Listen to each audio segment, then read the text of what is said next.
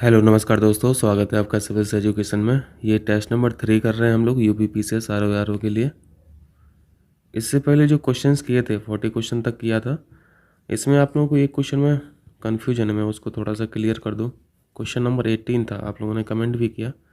Question number 18 fundamental duties को लेके था और डीपीएसपी को लेके था। यहाँ पे देखिए, मैं इसको रीच कर ले रहा हूँ। पॉइंट नंबर 3 पढ़िए, यहाँ पे क्या लिखा है?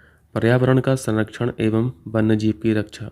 इस पॉइंट के बारे में अक्सर कन्फ्यूजन होता है। मैंने आप लोगों से कई बार बोला भी है कि ये जो पर्यावरण और वन्यजीव से संबंधित बातें हैं, ये दोनों जगह लिखी हैं। डीपीएसपी में भी लिखा है और फंडामेंटल ड्यूटीज़ में भी लिखा है। फंडामेंटल ड्यूटी जो 11 हैं, उन 11 में से 7वीं नंबर की जो फंडामेंटल ड्यूटी है वो पर्यावरण और वन्यजीव के बारे में बताती है कि हमें इसकी रक्षा करना चाहिए, इसको प्रोटेक्ट करना चाहिए। और डीपीएसपी में भी इन दोनों की बातें की गई हैं, पर्यावरण और वन्यजीव की। इसको मैं आपको कॉन्स्टिट्यूशन में दिखा भी दे रहा हूँ, तो आपको कन्फ्यूजन नहीं होगा। ये दोनों आर्टिकल डीपीएसपी में 48A में लिखा हुआ है और फंडामेंटल ड्यूटी नंबर 7, ये दोनों एक ही हैं। चूँकि यहाँ पे एग्जैक्ट भाषा नहीं लिखी है, तो अब इसको आप डीपीएसपी समझेंगे या फिर फंडामेंटल ड्यूटी, तो आप इसको दोनों में से कोई भी समझ लीजिए, कोई दिक्कत नहीं। ये क्वेश्चन यूपीपीसीएस में पिछली बार पूछा था और इस क्वेश्चन को गलत भी कर दिया था, फिर कैंसिल कर दिया था आयोग ने। यहाँ पे देखिए पार्ट नंबर 4 हम लोग डीपीएसपी देखते हैं। डीपीएसपी में 48A देखना है जो बाद में जोड़ा गया था। देखिए यहाँ पे क्या लिखा 48A में? प्रोटेक्शन, एक minute, protection and improvement of environment and safeguarding of forest and wildlife. Fundamental duties देखिए पार्ट नंबर 4A, एक ही आर्टिकल है, इसमें 11 फंडामेंटल ड्यूटीज़ हैं। अब इसमें 7वीं जो फंडामेंटल ड्यूटी है वो तो हमें और डिटेल में देखना पड़ेगा। यहाँ पे मैं इंडेक्स दिखा रहा हूँ, तो यहाँ पे इंडेक्स में तो नहीं है, मैं आपको अंदर खोल के दिखा दे रहा हूँ। ये पार्ट नंबर 4 है, 51 है फंडामेंटल ड्यूटीज़। और 7वीं जो है यहाँ पे देखिए, यहाँ पे लिखा है to protect and improve the natural environment including forest, lakes, rivers, wildlife. यहाँ पे भी वही बात की गई है, तो आप लोग ध्यान रखें। एनवायरनमेंट और वाइल्ड लाइफ की जो बात है वो दोनों जगह जिक्र है, डीपीएसपी में भी और फंडामेंटल ड्यूटी में। क्लियर है? अब वापस चलते हैं। हम लोगों ने 40 किए थे ना, 41 से करना है आज। 41 देखिए पंचायती राज व्यवस्था को या फिर सेल्फ गवर्नमेंट रूल को इम्प्लीमेंट करने के लिए गवर्नमेंट ने 4 कमेटियों का गठन किया। इसकी स्टडी करने के लिए कैसे इम्प्लीमेंट करें रूरल लेवल पर, इसको समझने के लिए 4 कमेटियों का गठन किया गया था। ये 4 कमेटियाँ हम लोगों को बहुत ज़रूरी होता है पढ़ना, क्योंकि ये एक तरह से क्या है, ये पंचायती राज व्यवस्था जो है ये डिसेंट्रलाइजेशन है। इसको विकेंद्रीकरण की व्यवस्था भी बोलते हैं, क्योंकि हमारे यहाँ जो शासन व्यवस्था है वो ग्रास रूट लेवल से लेके कहाँ तक है, टॉप तक है। इसी को बोलते हैं शक्तियों का विकेंद्रीकरण, डिसेंट्रलाइजेशन ऑफ पावर। एक कमेटियाँ कौन कौन सी थी आप लोग अच्छी तरीके से जानते हैं। पहली कमेटी थी Balwant Rai Mehta committee, BR Mehta committee. दूसरी थी अशोक मेहता कमेटी। ये सभी पंचायती राज से संबंधित हैं, ठीक है, अशोक मेहता कमेटी। तीसरी कमेटी बनी GV Rao committee, GV Rao committee. और लास्ट कमेटी जो थी LM सिंघवी, जिस पर क्वेश्चन पूछा गया है।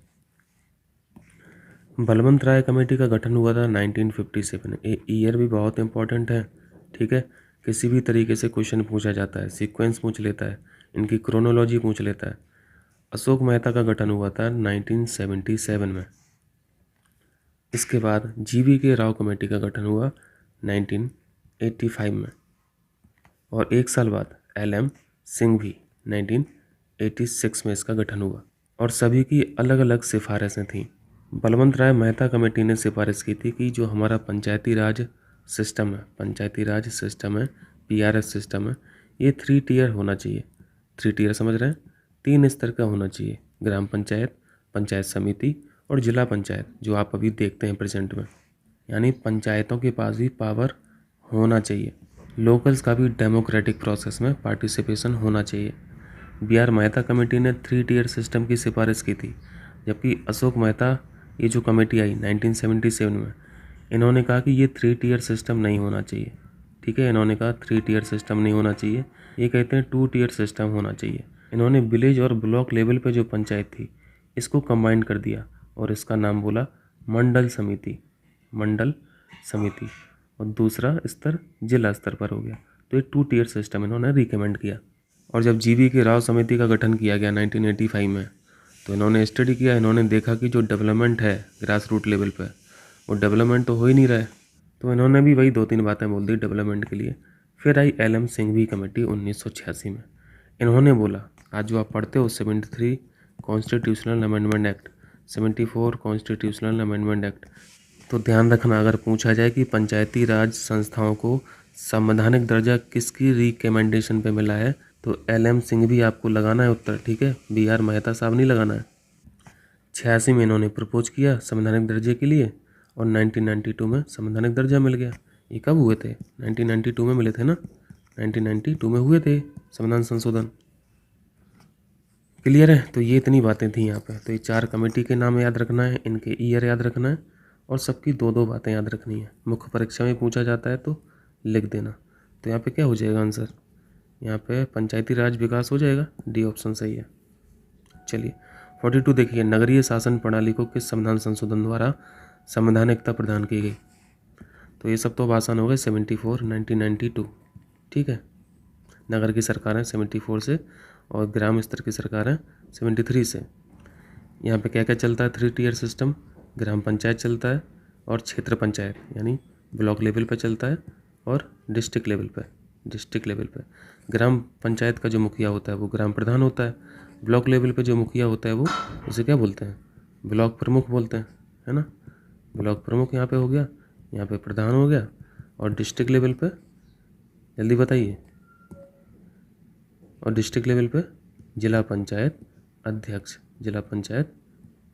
जिसमें से प्रधान का जो इलेक्शन होता है वो डायरेक्ट इलेक्शन होता है, ब्लॉक प्रमुख का जो इलेक्शन होता है वो इनडायरेक्ट इलेक्शन होता है, और जिला पंचायत अध्यक्ष का जो इलेक्शन होता है ये भी इनडायरेक्ट इलेक्शन होता है। ये ध्यान रखना। ब्लॉक प्रमुख को चुनने के लिए एक चुनाव होता है बीडीसी का, ब्लॉक डेवलपमेंट काउंसिल के जो मेंबर होते हैं वही फिर ब्लॉक प्रमुख को चुनते हैं। इसी तरह जिला पंचायत अध्यक्ष को चुनने के लिए चुनाव होता है जिला पंचायत सदस्य का, फिर वो सदस्य लोग अध्यक्ष को चुनते हैं, ठीक है। तो इनडायरेक्ट हुआ, ये भी इनडायरेक्ट हुआ, लेकिन जो प्रधान का है वो तो डायरेक्ट होता है। चलिए 43 देखिए, हाईकोर्ट के जज जो हैं इनके बारे में निम्न कथनों पर विचार करें, जो गलत है वो बताना है। यह 62 वर्ष की आयु तक अपने पद पर बने रह सकते हैं, ये सही है। हाईकोर्ट के लिए 62 ईयर है, ताकि 3 साल और बचे जो 65 साल होने के लिए 3 साल सुप्रीम कोर्ट में जाके कुछ अपना काम कर सकें। अगर हाईकोर्ट जज का टेन्योर 65 साल होता तो फिर वो सुप्रीम कोर्ट जा ही नहीं पाते, है ना, क्योंकि सुप्रीम कोर्ट में भी जो रिटायर एज है जज की वो 65 है। तो ये सही है। दूसरा यह मुख्य न्यायाधीश को अपना त्यागपत्र भेज सकते हैं। अगर ए व्यक्ति ने बी को अपॉइंट किया तो बी को हटा कौन सकता है? ए ही हटा सकता है। ए से नीचे अथॉरिटी बी को हटा नहीं सकती। तो यहाँ पे हाई कोर्ट और सुप्रीम कोर्ट की जज की नियुक्ति कौन करता है? प्रेसिडेंट करता है ना, प्रेसिडेंट करता है। तो ये त्यागपत्र किसको सौंपेंगे? प्रेसिडेंट को सौंपेंगे। तो यहाँ मुख्य न्यायाधीश गलत लिखा है। हाँ, चीफ जस्टिस का परामर्श जरूर होता है, पर वो बात की बात है। अभी तीसरा पॉइंट बहुत इंपॉर्टेंट है, इस पर ध्यान देना। यहाँ पे क्या लिखा है? पेंशन लिखा है। तो एक तो पेंशन होता है, एक सैलरी होता है, और ये हाई कोर्ट जज की बात हो रही है। हाई कोर्ट जज की जो सैलरी है उसको स्टेट गवर्नमेंट देती है, क्लियर है, स्टेट गवर्नमेंट देती है। लेकिन जो पेंशन है, पेंशन सेंट्रल गवर्नमेंट से आता है, और सेंट्रल गवर्नमेंट से कहाँ से? कंसोलिडेटेड फंड ऑफ इंडिया से, संचित निधि से। पढ़े हो ना आर्टिकल 266 में CFI है, संचित निधि है, और आर्टिकल 267 में आकस्मिक निधि है, कंटिजेंसी फंड ऑफ इंडिया है। तो यहाँ पे पेंशन लिखा हुआ है, तो पेंशन CFI से, ये सही है। और चौथा पॉइंट है, राज्यपाल या उनके द्वारा नियुक्त व्यक्ति के समक्ष शपथ ग्रहण करते हैं। और ये जो हाईकोर्ट के जज हैं ये ओथ या शपथ किसके समक्ष करेगा? ये राज्यपाल के समक्ष करते हैं, ठीक है। अपॉइंट प्रेसिडेंट करते हैं, और जो ओथ वाला मैटर है ये राज्यपाल के समक्ष करेंगे, ये भी सही है। यहाँ पे गलत बताना था, गलत B पॉइंट है, समझ आया? B पॉइंट है। चलिए जल्दी से बताइए, सुप्रीम कोर्ट की स्थापना किस आर्टिकल से होती है? 124, है ना। और अगर हाई कोर्ट की करना है तो मैंने आपको बताया कई बार, 2 को पहले बैठा दीजिए तो 214 हो जाता है। यहाँ पे हाई कोर्ट की स्थापना करा दीजिए। चलिए 44 देखिए, लोक लेखा समिति यानी public account committee important committee होती है। ये अपनी रिपोर्ट प्रस्तुत किसको करती है? इसका ऑब्जेक्टिव आप जान लेंगे तो आप इजीली इसका आंसर लगा लेंगे। पब्लिक अकाउंट कमेटी, ये कमेटी नियंत्रण किस चीज़ का करती है? पैसे का। किस पैसे का?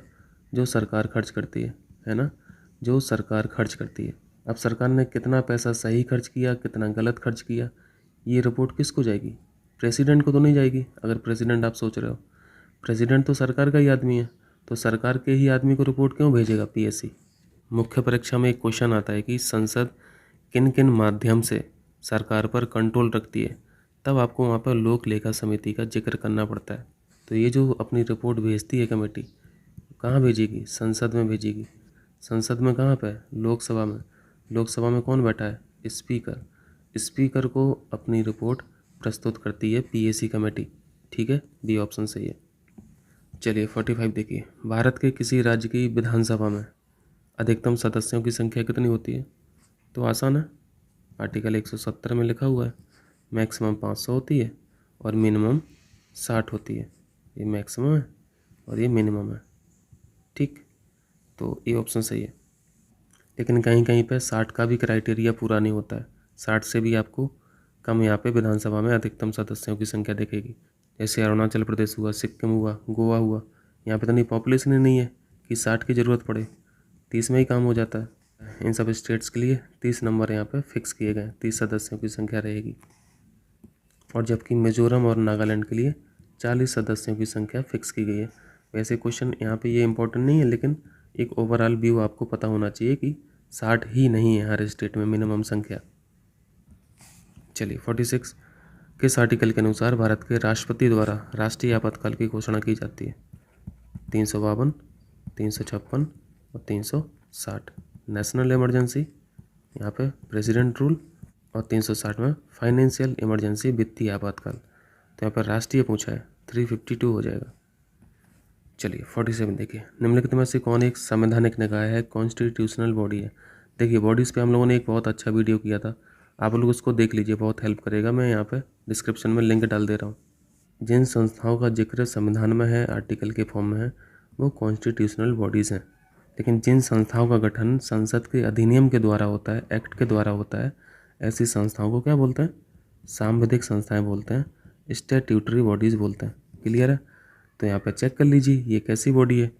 तो अगर आपको एक एक्ट याद आ रहा हो, central information commission act, central information commission act 2005 का, तो यहाँ पे साफ साफ दिख रहा है ये एक्ट है।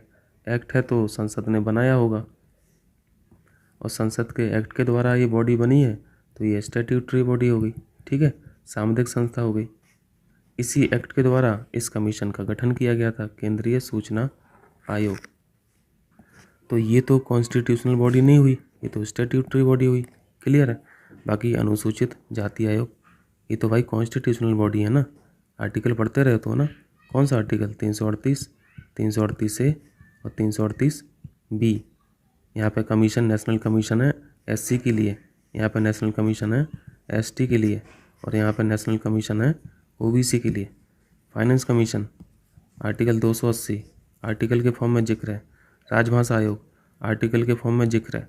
तो ये तीन बॉडी जो हैं वो कॉन्स्टिट्यूशनल बॉडी हैं, संवैधानिक बॉडी हैं। यहाँ पे संवैधानिक बॉडी नहीं पूछा था, ये ऑप्शन यहाँ पे सही है। ये जो राजभाषा आयोग है ये आर्टिकल 344 में है। ठीक, चलिए 48 देखिए, ये भी इसी से मिलता जुलता क्वेश्चन है। राष्ट्रीय अन्वेषण अभिकरण, national investigation agency act 2008, act आया 2008 में, स्थापना कर दी गई 2009 में, और ये होम मिनिस्ट्री के अंडर में काम करती है। ठीक है, चलिए 49 देखिए, राष्ट्रीय मानव अधिकार आयोग, national human right commission NHRC से संबंधित कथनों पर सही बताना। यह एक सांविधिक निकाय है, तो इसका भी कोई एक्ट होगा, अधिनियम होगा, तो हम लोग पढ़ते रहते हैं 1993, ये तो कई बार पूछा है ना फैक्ट। मानव अधिकार संरक्षण अधिनियम जो है वो 1993 का है। इसी एक्ट के द्वारा इस आयोग का गठन किया गया था। तो एक ऐसी बॉडी हुई, सांविधिक बॉडी हुई, ये सही है। दूसरा, इसमें अध्यक्ष सहित कुल 5 सदस्य होते हैं। देखिए भाषा ध्यान से पढ़ा कीजिए, नहीं तो गलत कर देंगे। अध्यक्ष सहित लिखा है, सहित नहीं, अध्यक्ष अलग होते हैं और 5 अलग होते हैं मेंबर, ये गलत है। सदस्यों का कार्यकाल 5 वर्ष का होता है। ये यहाँ पे टेन्योर जो है वो बहुत इम्पोर्टेंट है। कार्यकाल 3 वर्ष का होता है, बहुत चौंकाने वाला है ना, ध्यान रखना। 3 साल का कार्यकाल होता है मेंबर्स का और 70 साल, 3 साल और 70 साल। जैसे आपकी पोस्टिंग 67 ईयर में हुई तो आप 70 साल तक रह जाओगे, है ना, 70 साल तक रह जाओगे। लेकिन आपकी पोस्टिंग 68 साल में ही हुई तो आप मैक्सिमम कितना रहोगे, 2 साल ही रह पाओगे, क्योंकि 2 साल बाद 70 हो जाओगे आप, तो रिटायर हो जाओगे। तो या तो 3 साल या फिर 70 साल। डी ऑप्शन में क्या लिखा है, हाई कोर्ट के जो रिटायर्ड जज हैं इसके अध्यक्ष होते हैं। तो ये जो बात लिखी है ना, ये राज्यों के, राष्ट्रीय नहीं, राज्यों के मानव अधिकार आयोग के लिए लिखा है। लेकिन राष्ट्रीय मानव अधिकार जो आयोग है इसके चेयरमैन कौन होते हैं, या तो सीजीआई होना चाहिए रिटायर्ड, या फिर सुप्रीम कोर्ट के जज होना चाहिए रिटायर्ड। यहाँ पे हाई कोर्ट का कोई भी काम नहीं है। क्लियर है? तो ये पॉइंट गलत है। तो ये तीनों पॉइंट गलत हो गए, एक ही सही है, पहला हो जाएगा, सही पूछा था यहाँ पे, पहला पॉइंट सही है। आइए 50 देखिए, किस राज्य में सर्वप्रथम पंचायती राज का आरंभ हुआ था? आसान आसान से क्वेश्चन है, राजस्थान हो जाएगा। उद्घाटन हुआ था 2 अक्टूबर 1959 को, राजस्थान के नागौर जिला हम लोग पढ़ते रहते हैं। उस समय जो पीएम साहब थे वो थे जीएल नेहरू साहब। चलिए 51 देखिए, यहाँ पे कथन कारण का क्वेश्चन है। यहाँ पे पूछा है state finance commission. State finance commission एक संवैधानिक निकाय है, कॉन्स्टिट्यूशनल बॉडी है। ये तो बिल्कुल सही है, क्योंकि ये आर्टिकल के फॉर्म में वर्णित है कॉन्स्टिट्यूशन में। जैसे हम लोग सेंट्रल लेवल के फाइनेंस कमीशन की बात करते हैं तो 280 में है। आप लोगों को पता है कि 243 आर्टिकल ये अपने आप में बहुत बृहद आर्टिकल है। इसी में पार्ट 9 भी है, इसी में पार्ट 9A भी है और इसी में पार्ट 9B भी है। वो ABCD करके जेड तक और फिर जेड से फिर रिपीट होता है, तो बहुत सारे आर्टिकल है इसमें। तो ऐसा ही आर्टिकल एक 243E है जिसमें स्टेट फाइनेंस कमीशन की बात की गई है।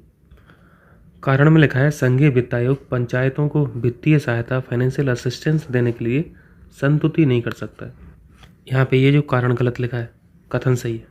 52 बहुत कॉमन सा क्वेश्चन, सरकारी या कमीशन गठित हुआ था निम्न में से किसकी समीक्षा करने के लिए? एक रिटायर्ड जज थे जिनका नाम था RS सरकारिया। यूनियन और स्टेट के मध्य जो रिलेशंस हैं, इन्हीं रिलेशंस की समीक्षा करने के लिए इस कमेटी का गठन किया गया था। ठीक है, सी ऑप्शन यहाँ पे सही है। कभी कभी गठन वर्ष भी पूछता है तो ये गठन वर्ष भी याद रखें 1983, बट इन्होंने रिपोर्ट जो सौंपी थी वो 1987 में सौंपी थी। ठीक है, तो ये क्वेश्चन तो बहुत कॉमन है, ऑब्जेक्टिव तो हमेशा पूछा है, आप लोगों ने देखा होगा प्रीवियस क्वेश्चंस में। ईयर बहुत कम पूछा, तो उसको थोड़ा सा फोकस करना। चलिए 53 देखिए, प्राक्कलन समिति यानी एस्टीमेट कमेटी के बारे में बताना। 30 मेंबर रहते हैं और एक बात ध्यान रखना, ये 30 मेंबर लोकसभा से रहते हैं। राज्यसभा का इसमें कोई भी मेंबर नहीं रहता। जैसे आप लोग पब्लिक अकाउंट कमेटी पढ़ते हैं, लोक लेखा कमेटी जो पढ़ते हैं, इसमें कितने मेंबर रहते हैं? 22 मेंबर रहते हैं, जिसमें से 15 लोकसभा के रहते हैं और 7 राज्यसभा से रहते हैं। लेकिन यहाँ पे एस्टीमेट कमेटी में सारे मेंबर लोकसभा से रहते हैं। पहला पॉइंट सही है, सदस्यों की संख्या 30 होती है। जॉन मथाई के सिफारिश पर 1921 में गठित की गई थी। इतना भी पुराना नहीं था, 1950 में गठित की गई थी। ये पहली एस्टीमेट कमेटी थी। तीसरा पॉइंट है, इसके सदस्यों में सभी लोकसभा के सदस्य होते हैं। ये देखा हम लोगों ने, सही है। इसका अध्यक्ष सत्ताधारी दल का ही होता है। ये भी इंपॉर्टेंट फैक्ट है, ध्यान रखना। ठीक, तो यहाँ पे गलत बताना था, तो गलत कौन सा है? बी ऑप्शन सही है, 1921 गलत है। चलिए 54 देखिए, भारतीय संविधान के किस अनुच्छेद में अंतर्राज्यीय परिषद, इंटर स्टेट काउंसिल, बहुत इंपॉर्टेंट क्वेश्चन होता है। ये जो परिषद है ये सरकारी या समिति की सिफारिश पर ही बनाई गई थी, जो भी आपने पिछले क्वेश्चन में देखा। 1983 में गठन हुआ था ना इसका, 1983 में गठन, रिपोर्ट सौंपी थी 87 में। आर्टिकल 263, ये तो मुँह जबानी याद होना चाहिए, है ना, ऑप्शन बी करेक्ट है। चलिए 55 लोक सेवा संघ लोक सेवा आयोग यानी UPSC, union public service commission, एक कॉन्स्टिट्यूशनल बॉडी है। ये तो सही है, क्योंकि हम लोग पढ़ते हैं आर्टिकल 315 से पढ़ते हैं 323 तक, है ना। इसी में यूपीएससी भी है, यानी संघ का लोक सेवा आयोग है, और स्टेट के जो पीएससी हैं इन सभी का उल्लेख इन आर्टिकल्स में है। तो जब ये बॉडी कॉन्स्टिट्यूशनल बॉडी है तो कार्यपाल का आदेश का क्या मतलब है? जो कार्यपाल का आदेश है यानी एग्जीक्यूटिव रेजोल्यूशन से जो बनती है उन्हें एग्जीक्यूटिव बॉडी बोलता है, एग्जीक्यूटिव बॉडी भी बोलता है। इनको कभी कभी एक्स्ट्रा कॉन्स्टिट्यूशनल बॉडी भी बोला जाता है। एक्स्ट्रा कॉन्स्टिट्यूशनल यानी संविधानेतर संस्थाएं। संसद में पारित अधिनियम, कोई यहाँ पे अधिनियम पारित नहीं किया गया क्योंकि उल्लेख है संविधान में। राष्ट्रपति के अध्यादेश के तहत, ये भी गलत है, पहला गलत, दूसरा गलत, तीसरा गलत, डी ऑप्शन सही है। यूपीएससी के जो चेयरमैन रहते हैं इनको अपॉइंट कौन करता है? प्रेसिडेंट साहब करते हैं। और यहाँ पे एक फैक्ट बहुत इंपॉर्टेंट है, वो आप लोग जानिए। स्टेट के जो पीएससी हैं इनके अध्यक्ष को अपॉइंट कौन करता है? राज्यपाल लगा दोगे, है ना, यानी गवर्नर लगा दोगे। और रिमूव कौन करता है? यहाँ पर राज्यपाल मत लगा देना, रिमूव करते हैं प्रेसिडेंट साहब। राज्यों के लोक सेवा आयोग के जो अध्यक्ष हैं इनको रिमूव करते हैं प्रेसिडेंट। यानी राज्यों के जो लोक सेवा आयोग हैं इनके अध्यक्ष को हटाना आसान काम नहीं है, कठिन काम है। चलिए 56 देखिए, यहाँ पे पूछा है special officer for linguistic minority, भाषाई अल्पसंख्यक वर्गों के लिए विशेष अधिकारी का प्रावधान संविधान के किस संशोधन अधिनियम के तहत किया गया? इसका कभी कभी आर्टिकल भी पूछा जाता है, बहुत इंपॉर्टेंट है, आर्टिकल भी याद रखें। और आप लोगों को पता है ये जो ए जुड़ा रहता है, बी जुड़ा रहता है, सी जुड़ा रहता है, इसका मतलब है कि इनको बाद में जोड़ा गया किसी कॉन्स्टिट्यूशनल अमेंडमेंट एक्ट के द्वारा। तो यहाँ पे वही अमेंडमेंट पूछा है, 7वां संविधान संशोधन था 1956 में, ठीक है, बी ऑप्शन सही है। चलिए 57 देखिए, 57 में पंचायती राज व्यवस्था में पंचायतों की शक्तियाँ एवं प्राधिकार संविधान के किस अनुच्छेद में? देखिए आप लोग 243 जो आर्टिकल है इसको एक बार अच्छे से देख लीजिए। आप BR एक्ट उठाइए और उसमें देखिए, मैंने तो आप लोगों को कई बार दिखाया है। पंचायत किस में है? पार्ट नंबर 9 में। अगर शेड्यूल की बात करें, अनुसूची की बात करें तो शेड्यूल नंबर है 11। आर्टिकल कौन सा है? 243 से 243O तक, और 243P से स्टार्ट हो जाते हैं नगर की सरकारों के आर्टिकल्स, म्यूनिसिपैलिटीज़ के। पंचायतों की शक्तियाँ और प्राधिकार ये आपको मिलेगा 243G में, 243G में देखेंगे कॉन्स्टिट्यूशन में। आइए यहाँ पे फटाफट देखिए, पार्ट नंबर 9A है, और उसके बाद उसके पहले कौन सा है? पार्ट 9। पार्ट 9 देखना है हम लोग को। पंचायत 243 से स्टार्ट है, और इसके बाद 243D रिजर्वेशन ऑफ सीट्स, महिलाओं के लिए रिजर्वेशन है ना, 1/3। और जो क्वेश्चन पूछा गया था, powers, authority, responsibility of panchayat, 243G, ये पूछा गया था आपसे क्वेश्चन, ठीक है। चलिए 58 देखिए, भारत में 2013 में 3 नए हाई कोर्ट का गठन किया गया, निम्नलिखित में से कौन सा इन तीनों में शामिल नहीं है? मणिपुर में हाई कोर्ट है, मेघालय में हाई कोर्ट है, त्रिपुरा में भी हाई कोर्ट है, लेकिन मिजोरम में हाई कोर्ट नहीं है। सी ऑप्शन यहाँ पर सही है। ये 3 नए हाई कोर्ट बने थे 2013 में। चलिए, और अगर पूछा जाए सबसे लेटेस्ट हाई कोर्ट कौन सा है, तो आंध्र प्रदेश ही हुआ था अलग, तेलंगाना है ना, तेलंगाना, आंध्र प्रदेश हाई कोर्ट सबसे लेटेस्ट है, 2019 में बनाया गया था। 59 देखिए, भारत में सैन्य बलों का सर्वोच्च सेनापति होता है। आर्टिकल 53 आपने 1 भी पढ़ा है, आर्टिकल 53 सब क्लॉज 2 भी पढ़ा है, सब क्लॉज 1 भी पढ़ा है। सब क्लॉज 1 में क्या था? यहाँ पे सारी एग्जीक्यूटिव पावर है प्रेसिडेंट के हाथ में, और 53 सब क्लॉज 2 में यहाँ पे आर्म फोर्सेस यानी तीनों फोर्सों का जो सुप्रीम कमांडर है वो कौन होता है? प्रेसिडेंट होता है। बी ऑप्शन सही है। चलिए 60, प्रधानमंत्री के शक्तियों एवं कार्यों से संबंधित, आर्टिकल 78 याद आ रहा? यहाँ पे क्या है? प्रधानमंत्री के कर्तव्य हैं, ठीक। और फिर 78 के बाद 79 से शुरू हो जाती है संसद के आर्टिकल, ठीक है। 80 में क्या है? राज्यसभा है। 81 में क्या है? लोकसभा है।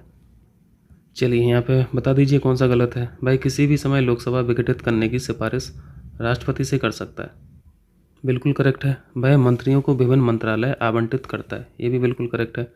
भारत सरकार के सभी शासन संबंधी कार्य जो हैं पीएम के नाम पर किए जाते हैं, तो ये गलत है, पीएम के नाम पर नहीं होते हैं। एग्जीक्यूटिव हेड कौन है? अभी आपने पढ़ा ना 53 sub clause 1, all the executive power shall be vested in president, ये लिखा हुआ है। तो सारे जो शासन संबंधी कार्य होते हैं वो प्रेसिडेंट के नाम पर होते हैं, भले ही ये नाम मात्र के प्रमुख हैं लेकिन इन्हीं के नाम पे होते हैं। तीसरा पॉइंट यहाँ पे गलत है। चौथा है, वह राष्ट्र की विदेश नीति को मूर्त रूप देने में महत्वपूर्ण भूमिका निभाता है। एक्सटर्नल अफेयर्स में आप किसका रोल ज़्यादा देखते हो, पीएम का देखते हो या फिर प्रेसिडेंट साहब का देखते हो? पीएम साहब का देखते हो। कोई भी इंटरनेशनल समिट होती है पीएम साहब को बुलाया जाता है, प्रेसिडेंट को नहीं बुलाया जाता है। इनको साल भर में एक आध दो जगह घुमा दिया जाता है, बाकी मेन लीड रोल जो है वो पीएम साहब का है। तो डी ऑप्शन भी सही है, गलत बताना था, सी ऑप्शन यहाँ पे सही हो जाएगा। आगे चलें। चलिए 61 देखिए, आर्टिकल 356 के अतिरिक्त संविधान के किस अनुच्छेद में वर्णित प्रावधानों के अनुसार राष्ट्रपति शासन लगाया जा सकता? इसी का उल्टा कर दीजिए, 356 का उल्टा करेंगे तो क्या हो जाएगा? पुरानी उल्टा करना है, 56 को उल्टा करना है, 365 में भी ये चीज़ें वर्णित हैं, जिसमें साफ साफ लिखा है कि अगर राज्य केंद्र द्वारा कोई भी निर्देश का पालन नहीं करता है तो फिर इस तरह की स्थिति बन सकती है राष्ट्रपति शासन की। ठीक है, बी ऑप्शन सही है। इंपॉर्टेंट क्वेश्चन है, ध्यान रखना। 62 में राज्यपाल की डिस्क्रिशनरी पावर, विवेकाधिकार शक्तियाँ जो है किस अनुच्छेद में निहित हैं? सबसे पहले तो ये बता दीजिए इनकी नियुक्ति किस आर्टिकल से होती है? आर्टिकल 155 से, है ना। ये नियुक्ति का हो गया, नियुक्ति का आर्टिकल कई बार पूछा है। डिस्क्रिशनरी पावर का उल्लेख है आर्टिकल 163, जस्ट फैक्ट है, याद रखना है। चलिए 63 देखिए, यहाँ पे क्या पूछा है? 63 में ये मैचिंग कराना है, यहाँ पे दिख रहा है ना, फॉन्ट छोटा हो गया। यहाँ पे जो एडहॉक जज की नियुक्ति लिखा है, तदर्थ न्यायाधीश यानी एडहॉक जज, इनकी नियुक्ति होती है आर्टिकल 127 से, 131 से नहीं। सुप्रीम कोर्ट की जो ओरिजिनल ज्यूरिडिक्शन है, ये तो बहुत ही इंपॉर्टेंट होता है आर्टिकल 131। सुप्रीम कोर्ट की अगर कोई बैठक होती है तो उस बैठक में जो रिटायर्ड जज हैं इनको भी इनवाइट किया जा सकता है, इनको किया जाता है। ये चीज़ लिखी है आर्टिकल 128 में। और आपने एक्टिंग चीफ जस्टिस ही पढ़ा होगा आर्टिकल 126 से। ठीक है, तो ये सब हो जाएगा। कॉन्स्टिट्यूशन में दिखा दें एक बार लाइन से। आइए इधर देखिए, चैप्टर नंबर 5 यूनियन जुडिशरी, ये पार्ट नंबर 5 है। पार्ट नंबर 5 में 5 चैप्टर हम लोगों ने पढ़े थे, अब इसको दोबारा डिस्कस नहीं करेंगे, हम लोग कर चुके हैं एक बार। आर्टिकल 126 में क्या लिखा है? Appointment of acting chief justice, यही पूछा था क्वेश्चन। फिर पूछा था आपसे एडहॉक जज के बारे में, ये 127 था। ठीक, तीसरा क्वेश्चन था, तीसरा पॉइंट था अटेंडेंस का, उपस्थिति का, जो रिटायर्ड जज है मीटिंग्स में, सिटिंग्स में, ये 128 था। और जो कोर्ट ऑफ रिकॉर्ड होता है, कोर्ट ऑफ रिकॉर्ड का जो उल्लेख है वो आर्टिकल 129 में है।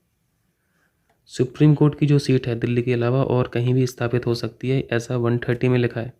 और जो ओरिजिनल ज्यूरिडिक्शन होती है वो 131 है।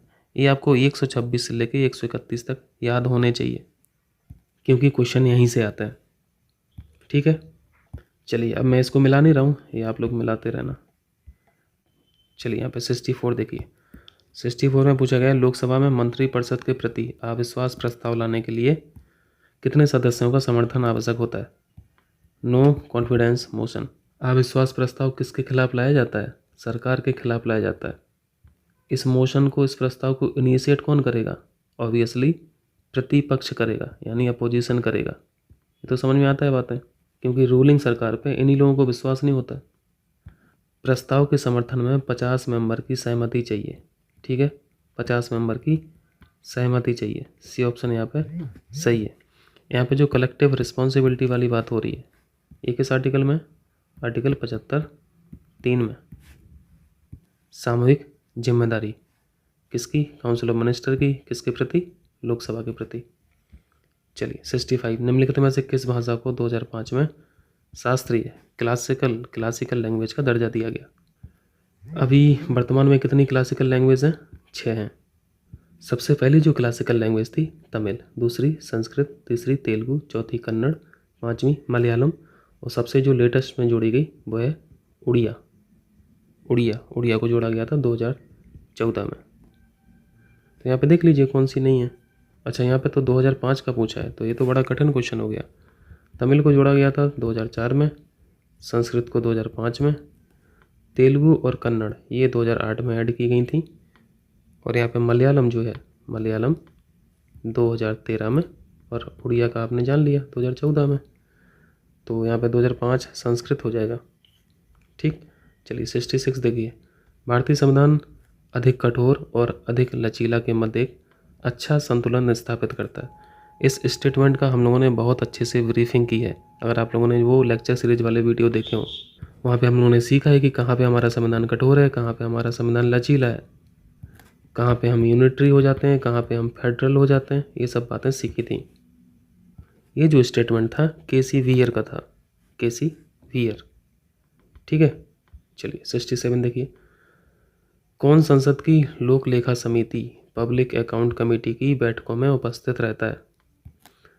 हमारे CAG साहब। बी ऑप्शन सही है।